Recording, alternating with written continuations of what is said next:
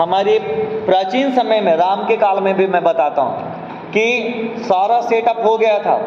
राम जो है समुद्र पार करके अपनी सेना के साथ कहाँ चले गए थे? श्रीलंका में चले गए थे।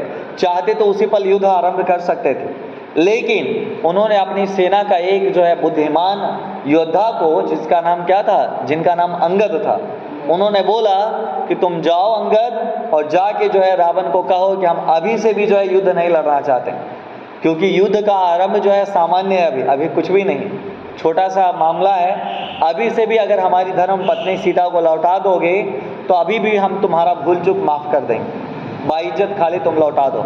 अभी भी जो है हम तुम्हें मौका दे रहे हैं, आखिरी मौका दे रहे हैं, क्योंकि युद्ध का आरंभ जो है जब हो जाएगा तो इसका अंत क्या होगा, इसका विनाश लीला क्या होगा, तो उसको नहीं देख रहे हो। अंत कितना भयानक होगा इसकी तुम कल्पना नहीं कर सकते हो। और उन्होंने एक शांति दूत पहले भेजा था। हमारे देश का ये पैगाम है शुरू से ही कि शांति के समर्थन में सबसे पहला रोल किसका होता है? भारत का होता है। और अयोध्या से भी जो है सबसे पहला जो है, यानी कि राम की जब सेना वहाँ आगमन की थी, और उनका सेना क्या था? वानर सेना था, फिर भी उन्होंने एक अवसर दिया था कि सुधर जाओ, लेकिन रावण ने उस अवसर को क्या किया? ठुकरा दिया। ठुकरा दिया तो उसका अंत कितना भयानक हुआ, कितना दर्दनाक हुआ। सोचिए कि वहाँ की पूरी राक्षस जाति को जो है अंत कर दिया गया, केवल विभीषण को जो है ना वहाँ पे छोड़ा गया। बताइए, है ना। अब सच्चाई के समर्थक वो जरूर थे, लेकिन उसका अंत कितना खतरनाक था। बताइए, कितने बच्चों की जो है पिता से, यानी कितने बच्चों के पिता का जो है साया उनके माथे से हट गया, कितने बच्चे अनाथ हो गए, कितनी स्त्रियां विधवाएं हो गई।